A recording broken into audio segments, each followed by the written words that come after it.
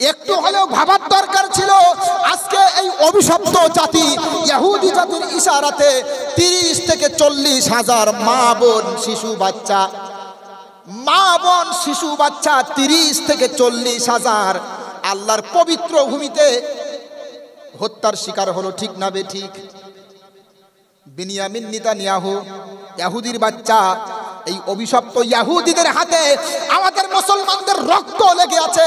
এখনো পর্যন্ত ফিলিস্তিনের বাতাস আকাশে জমিনে এই কান্নার আওয়াজগুলো ভেসে ভেসে উড়ে বেড়াচ্ছে।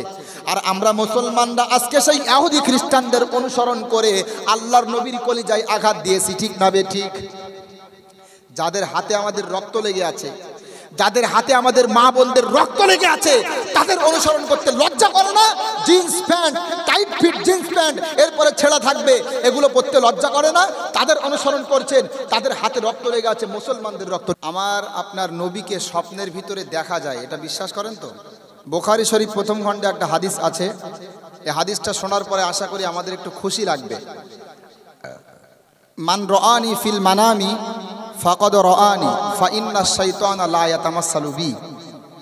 রাসূল বলছেন, যে ব্যক্তি আমাকে স্বপ্নের মধ্যে দেখবে সে আমাকেই দেখবে, কারণ ইবলিস শয়তান আমি নবী আমার রূপ ধারণ করে মানুষের স্বপ্নের মধ্যে এসে ধোঁকা দিতে পারে না। বলেন সুবহানাল্লাহ। কবি বলছেন, নবী নবী করে আর কত কাল আমি কাঁদবো, আপন নয়নে কবে জানি, আপন নয়নে কবে জানি মোর নবীকে আমি দেখব। নবী নবী করে আর কত কাল আমি কাঁদবো, এই কান্দনি কবে জানি হবে সমাধি।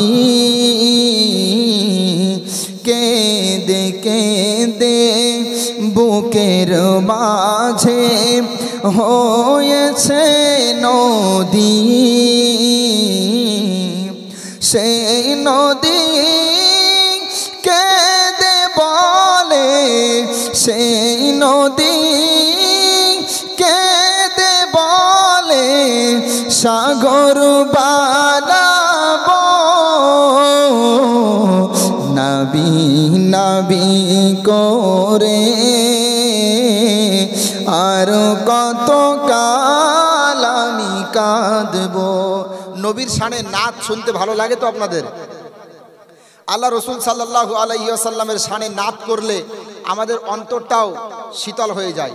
আরে আমার নবীর নামে যদি গজল না করি তা করব কার নামে বলেন? নবীর ভালোবাসা প্রত্যেকের অন্তরে আছে, নবীকে স্বপ্নে আমরা দেখতে চাই। সুতরাং আজকে থেকে এই মজলিসে তওবা করবেন, নবীর সুন্নাত অনুপাতে জীবনযাপন করবেন। আল্লাহর নবীর সুন্নাত অনুপাতে যদি জীবনযাপন করতে পারেন, ইহুদি খ্রিস্টানদের পথ যদি পরিত্যাগ করতে পারেন, হয়তো আমার আপনার নবী কোনোদিন আমাদের স্বপ্নের ভিতরেও দেখা দেবে, ঠিক না? ঠিক বলেন। আল্লাহর নবীকে রাসূল হিসাবে, নবী হিসাবে মানতে হয় মুসলমান হতে গেলে, এটা দ্বিতীয় নম্বর শর্ত। এখন দুঃখের বিষয় হলো আমরা যারা মুসলমান বলে দাবি করি, আমরা নবীকে শুধুমাত্র নামে বিশ্বাস করি, শুধুমাত্র বিশ্বাস করতে হয় তাই করি, অন্তর থেকে আমরা নবীজিকে মানতে পারিনি, ঠিক না? ঠিক বলেন। যদি আপনি বলেন আমরা অন্তর থেকে আল্লাহর নবীকে মানি, তাহলে এই বিশ্বাসটা, এই কথাটা আমার কাছে খুব একটা ভালো লাগলো না। কারণ আমি বাস্তবতাই দেখছি আজকে 95% মুসলমান শুধুমাত্র নবীজিকে ভালোবাসে মুখে, অন্তরে না। যদি অন্তরে বাসতো তাহলে আল্লাহর নবীর জীবন চরিত্র নিজের জীবন চরিত্রের সাথে মিলিয়ে সাজাতো, ঠিক না? ঠিক না? একটা হাদিস আমার এক্ষেত্রে মনে পড়ে গেল, অত্যন্ত কষ্টের সাথে হাদিসটা আমি আপনাদেরকে শেয়ার করব। এখানে মাশাআল্লাহ অনেক লোকজন আপনারা এসেছেন, মাদ্রাসার জলসা, মাশাআল্লাহ। আমি হাদিসটা আপনাদের সামনে তেলাওয়াত করব। এই হাদিসটা আজকে মাথায় রাখবেন। এই হাদিসটা মাথায় রেখে আপনার ব্যক্তিগত জীবন, আপনার পারিবারিক জীবন, আপনার সামাজিক জীবন কিভাবে সাজাতে হয় সেভাবে চেষ্টা করবেন। হাদিসটা তিরমিজি শরীফের মধ্যে এসেছে। عن ثوبان رضي الله تعالى عنه قال قال النبي صلى الله عليه وسلم لا تقوم الساعة حتى تلحق قبائل من أمتي بالمشركين وحتى يعبدوا الأوثان أو كما قال عليه السلام।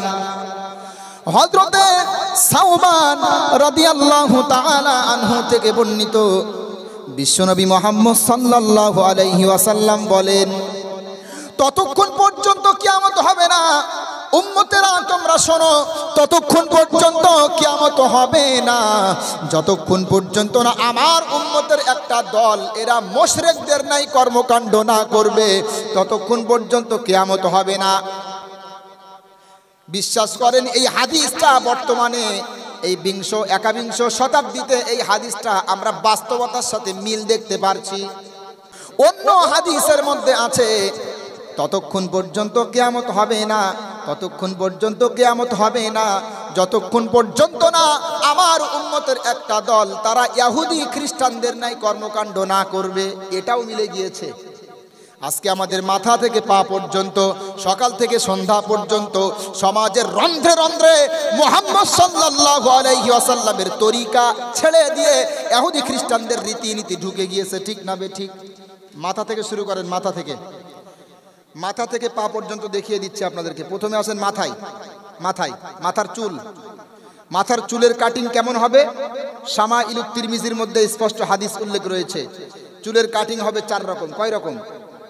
একটা হলো কাঁধ পর্যন্ত বাবরি, আরেকটা হলো মাঝারি বাবরি, আরেকটা হলো কানের লতি পর্যন্ত বাবরি, আরেকটা হলো বড় হোক ছোট হোক চতুর্দিকে হবে সমান। এগুলো সুন্নাত পদ্ধতি, ঠিক না? আর আজকে আল্লাহর নবীর ভালোবাসা দাবি করি, তাই না? আমরা নিজেদেরকে মুসলমান দাবি করি, তাই না? আজকে আমাদের চুলের কাটিং আল্লাহর নবীর তরিকা অনুপাতে নেই। আজকে আমাদের চুলের কাটিং হলো কি? চতুর্দিকে টাক পড়া, মাঝখানে কাকাতুয়ার মতো ঝুটি। আছে না নেই? আছে না? এই কথা কি ভুল বলছি আমি?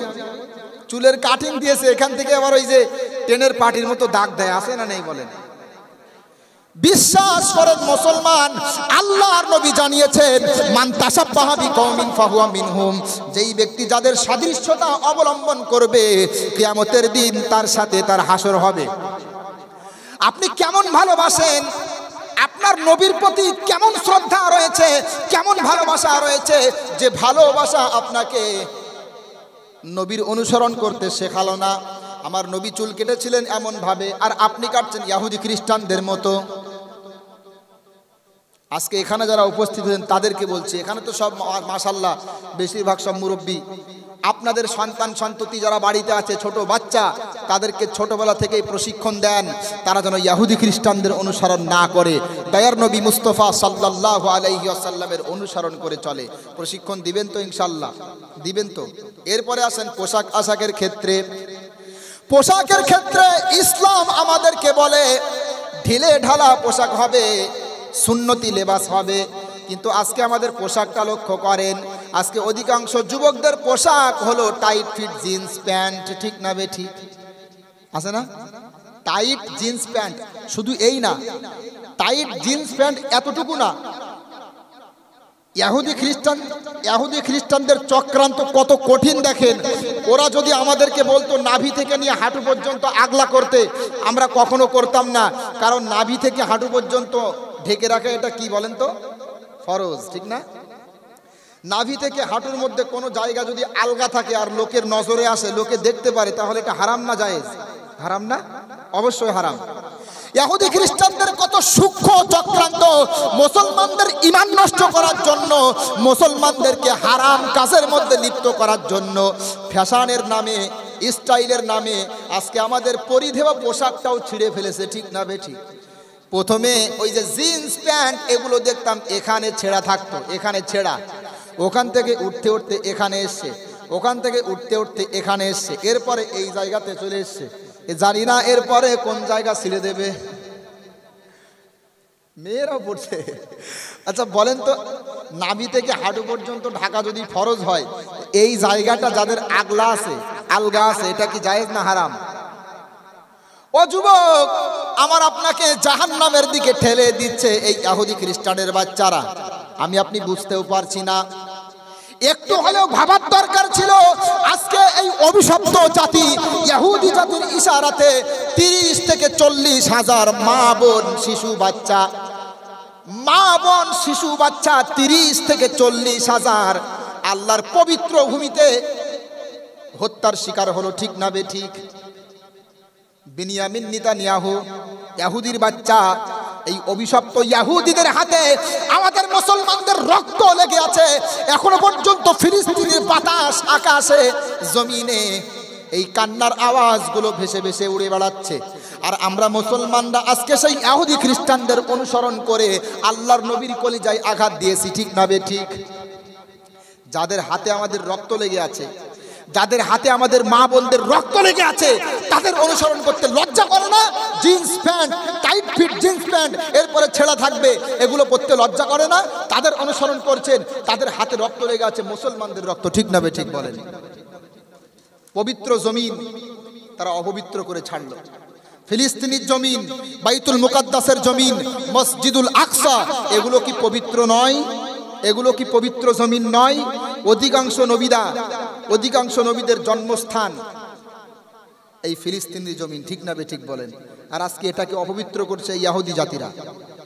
আমি বানিয়ে বলছি না, এটা যে পবিত্র জমিন এর দলিল আছে। মহান আল্লাহ বলছেন, সুবহানাল্লাযী আসরা বিআবদিহি লাইলাম মিনাল মাসজিদিল হারাম ইলাল মাসজিদিল আকসাল্লাযী বারাকনা হাওলা লিনুরিয়াহু মিন আয়াতিনা ইন্নাহু হুয়াস সামিউল বাসীর। সূরা বানী ইসরাঈল 15 নম্বর পারা, 1 নম্বর পৃষ্ঠা, 1 নম্বর রুকুর 1 নম্বর আয়াত। মহান আল্লাহ বলছেন, পবিত্র সেই সত্তা যিনি তার বান্দাকে নৈশ ভ্রমণ করিয়েছেন, মসজিদুল হারাম থেকে নিয়ে মসজিদুল আকসা পর্যন্ত ভ্রমণ করিয়েছেন। এটা কোরআনের কথা। আর হাদিসে আছে মসজিদুল আকসা থেকে নিয়ে একেবারে সপ্তাকাশ পর্যন্ত আল্লাহ পাক তাকে ভ্রমণ করিয়েছেন। তাহলে মসজিদুল হারাম থেকে নিয়ে আকসা পর্যন্ত নিয়ে গিয়েছেন আল্লাহ পাক। আল্লাযী বারাকনা হাওলা, যেটা আমার উদ্দেশ্য, মসজিদুল আকসা আল্লাযী বারাকনা হাওলা, যার আশেপাশের জমিনকে আমি আল্লাহ পবিত্র বানিয়েছি। বলেন সুবহানাল্লাহ। তাহলে মসজিদুল আকসা এবং তার পাশে আশের জমিনকে আল্লাহ পাক পবিত্র ভূমি বানিয়েছেন। আর আজকে এই পবিত্র ভূমিতে যেই সমস্ত ইহুদির বাচ্চারা মুসলমানদের রক্ত ঝরালো, সেই ইহুদিদের অনুসরণ করতে একবারও কি লজ্জা করে না? বলেন? যদি মুসলমান বলে দাবি করেন, নিজেকে যদি আল্লাহর নবীর প্রেমিক বলে দাবি করেন, মুসলমান বলে দাবি করেন, আমার আওয়াজ আপনারা শুনতে পাচ্ছেন যারা এখানে আছেন বা যারা আমার আওয়াজ শুনছেন মাইকে, প্রত্যেককে বলছি, আপনার সন্তান সন্ততির এই ছেঁড়া জিন্স প্যান্ট এই ইহুদি খ্রিস্টানদের থেকে প্রচলিত এই প্যান্ট পরতে দিবেন না। রাজি আছেন মুসলমান? রাজি আছেন তো? আপনি হয়তো মনে করছেন আমার সন্তান এই প্যান্ট পরছে, তাতে আমার কি যায় আসে? আপনার কি যায় আসে জানেন? আপনার সন্তান সন্ততি যদি ইসলাম না মেনে চলে, আপনার স্ত্রী সন্তান সন্ততি যারা আপনার অধীনস্থে আছে, তারা যদি ইসলাম ফলো না করে চলে, ইসলামকে অ্যাভয়েড করে চলে, আল্লাহর কসম করে বলছি, কিয়ামতের দিন আপনি আসামির কাঠগড়ায় দাঁড়িয়ে যাবেন। মহান আল্লাহ বলছেন, ইয়া আইয়ুহাল্লাযীনা আমানু কু আনফুসাকুম ওয়া আহলিকুম নারা ওয়াকুদুহান নাস ওয়াল হিজারা। আল্লাহ বলছেন, ওহে যারা ঈমানদার, তোমরা শোনো, তোমরা তোমাদের নিজেদেরকে এবং তোমাদের পরিবারে যারা আছে তাদেরকে জাহান্নামের আগুন থেকে বাঁচিয়ে নাও। ভালো করে শোনেন, এই আয়াতটা প্রত্যেক মুসলমানের মুখস্থ করা দরকার। মাথায় যখন বালিশ রাখবেন রাতের অন্ধকারে এই আয়াতটা স্মরণ করবেন। আল্লাহ বলছেন, ওহে যারা ঈমানদার, তোমরা শোনো, তোমাদের নিজেদেরকে এবং তোমাদের পরিবারে যারা সদস্য রয়েছে তাদেরকে তোমরা জাহান্নামের আগুন থেকে বাঁচিয়ে নাও। কথাকার এই আয়াতের আলোকে মুফাসসিরিনে কেরাম বলেন, ইসলাম প্রতিষ্ঠা করার মোট 5টা ক্ষেত্র রয়েছে। কয়টা ক্ষেত্র? প্রথম নাম্বার ক্ষেত্র হলো ব্যক্তিগত জীবন। দ্বিতীয় নম্বর ক্ষেত্র হলো পারিবারিক জীবন। 3 নম্বর ইসলাম প্রতিষ্ঠা করার ক্ষেত্র হলো সামাজিক জীবন। 4 নম্বর ক্ষেত্র হলো রাষ্ট্রীয় জীবন। আর 5 নম্বর হলো আন্তর্জাতিক পর্যায়ে ইসলাম প্রতিষ্ঠা করা। এর মধ্যে 2টা ক্ষেত্রে ভালো করে বুঝবেন, এর মধ্যে 2টা ক্ষেত্রে ইসলাম প্রতিষ্ঠা করা প্রত্যেক মুসলমানের জন্য ফরজে আইন দায়িত্ব। ফরজে আইন মানে প্রত্যেকের উপরে দায়িত্ব, যেমন 5 ওয়াক্তের নামাজ ফরজে আইন। 2টা ক্ষেত্রে ইসলাম প্রতিষ্ঠা করা ফরজে আইন দায়িত্ব। একটা হলো ব্যক্তিগত জীবনে, আরেকটা হলো পারিবারিক জীবনে। তার মানে আপনি নামাজ যেমন পড়বেন, আপনার স্ত্রী সন্তান সন্ততি যারা আছে আপনার অধীনস্থে, এদেরকেও নামাজি করতে হবে। তারা যদি বেনামাজি হয় আল্লাহর কাছে কিয়ামতের দিন ধরা খেয়ে যাবেন। আপনি যেমন ইসলাম মেনে চলছেন, আপনি যেমন বিশ্বনবী মুহাম্মদ সাল্লাল্লাহু আলাইহি ওয়াসাল্লামের অনুসরণ করে চলছেন, ইহুদি খ্রিস্টানদেরকে অ্যাভয়েড করে চলছেন, আপনার সন্তান সন্ততি যদি ইসলাম মেনে না চলে, ইহুদি খ্রিস্টানদের অ্যাভয়েড করে না চলে, আপনাকেও কিয়ামতের দিন আসামির কাঠগড়ায় দাঁড়াতে হবে। অত সহজ, অত সহজ। সন্তানকে ছোট্টবেলা থেকে ইসলামী শিক্ষায় শিক্ষিত করবেন। এই মাদ্রাসাগুলো চালু করা হয়েছে কি জন্য? আপনার সন্তানদেরকে এখানে দিবেন, তারা ইসলাম চর্চা করবে, শিক্ষা করবে। মাশাআল্লাহ, এখানে আসার পরে মনটা ভরে গেল। পাশেই শুনলাম মহিলা মাদ্রাসা রয়েছে। আজকে মেয়েদের জন্য যারা মেয়েদের মাদ্রাসার ব্যাপারটা নিয়ে যারা ভেবেছেন তাদেরকেও ধন্যবাদ জানাই। আজকে আমার মা বোনদের ভিতরে ইসলামী শিক্ষার বড় অভাব, ঠিক না বেঠিক বলেন? তো তাদেরকে ছোট্টবেলা থেকে ইসলামী শিক্ষায় শিক্ষিত করবেন, ইসলাম মেনে চলতে আদেশ করবেন। যদি না করেন আল্লাহর কাছে কিয়ামতের ময়দানে ধরা খেয়ে যাবেন। এটা আল্লাহর বিধান। রাজি আছেন তো আপনারা? বাড়িতে যাওয়ার পরে সন্তান সন্ততি স্ত্রী যারা আছে তাদেরকে নামাজের আদেশ করবেন তো? তাদেরকে ইসলাম মেনে চলতে বলবেন তো? আল্লাহ তৌফিক দান করুক, বলেন আমিন। তাহলে দ্বিতীয় নম্বর বলছিলাম, মুহাম্মদ সাল্লাল্লাহু আলাইহি ওয়াসাল্লাম তাকে নবী এবং রসুল হিসাবে গ্রহণ করা, এটাই হলো ইমানের একটা মৌলিক বিষয়। এখন আমরা মুহাম্মদ সাল্লাল্লাহু আলাইহি ওয়াসাল্লামকে মানি নবী এবং রসুল হিসাবে, তবে তার আদর্শ পূর্ণাঙ্গ রূপে নিতে পারেনি। তো বলতে গিয়ে বলছিলাম চুলের কাটিং, এরপরে আসলাম পোশাকে। তো ছেলেদের ক্ষেত্রে বললাম ওই যে পোশাক, আটো সাটো জিন্স প্যান্ট, এরপরে ছেঁড়া প্যান্ট। এবার আসেন মেয়েদের ক্ষেত্রে।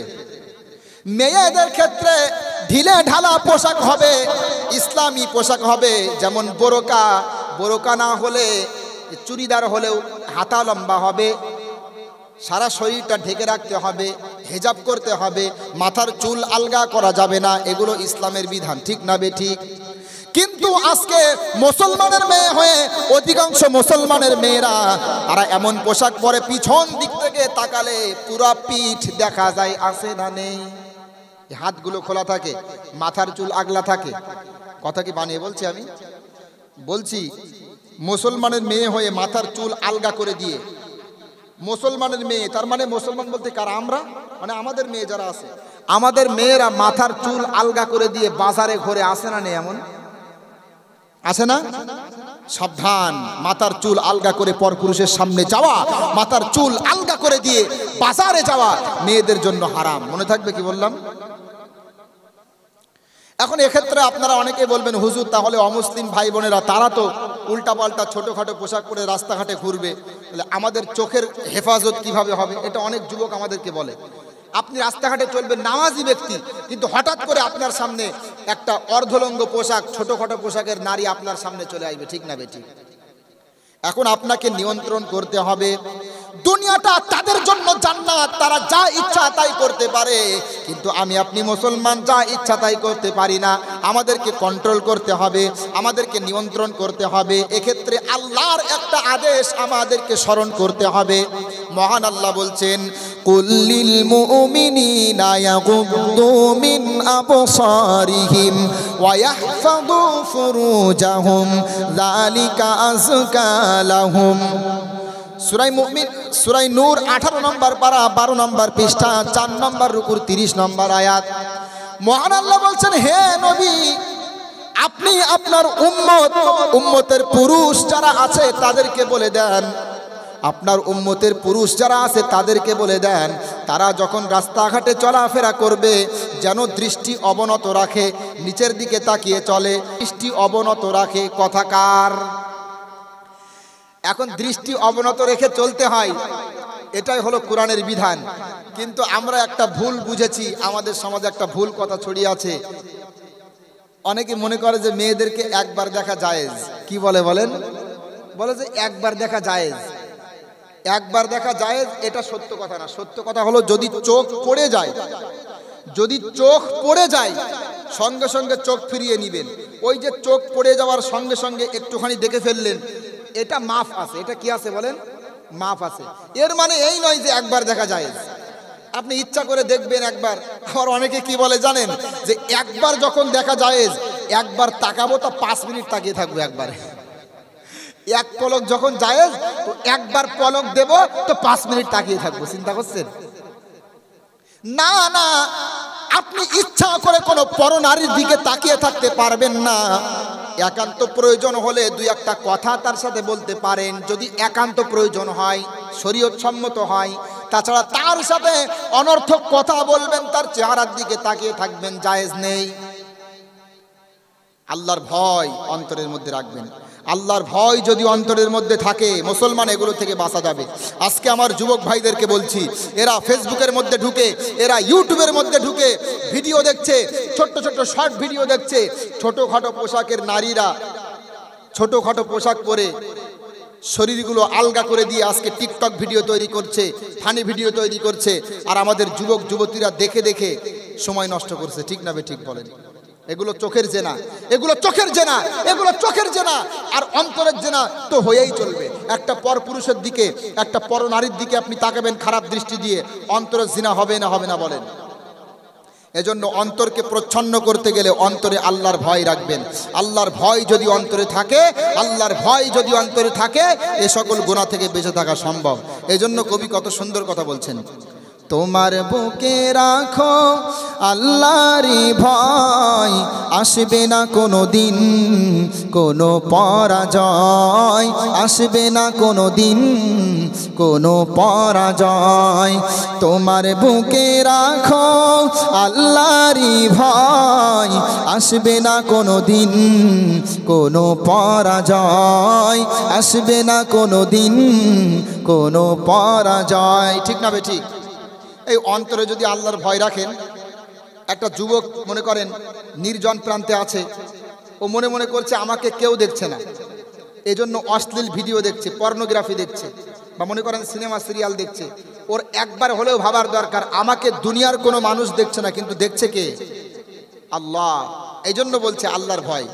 তোমার বুকে রাখো আল্লাহরই ভয়, আসবে না কোনো দিন কোনো পরাজয়, আসবে না কোনো দিন কোনো পরাজয়।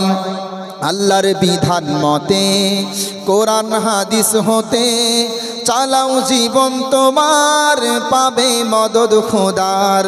আল্লাহর বিধান মতে কোরআন হাদিস হতে চালাও জীবন তোমার, পাবে মদদ খোদার। দোজখের আগুনে তুমি পাবে না তো ভয়, তোমার বুকে রাখো আল্লাহরই ভয়, আসবে না কোনো দিন কোনো পরাজয়, আসবে না কোনো দিন কোনো পরাজয়। ঠিক না বেঠি? আল্লাহর ভয় অন্তরে রাখবেন তো। আমাকে আপনাকে কেউ দেখছে না, দেখছেন কে বলেন? আমি একদিন আমাদের পাশের গ্রামে যাচ্ছি, তো আমাদের গ্রামের মাঠে দেখলাম শসা খেতে একজন ব্যক্তি একটা ছোট্ট একটা শসা উঠিয়ে খাচ্ছে অপরের জমি থেকে। অপরের জমি থেকে ছোট্ট একটা শসা উঠিয়ে খায়। আমি বললাম, ভাই এই জমিটা তো আপনার না, আপনি এখান থেকে শসা উঠিয়ে খেলেন, এ জমি তো আপনার না, আল্লাহর কাছে জবাব দেওয়া লাগবে।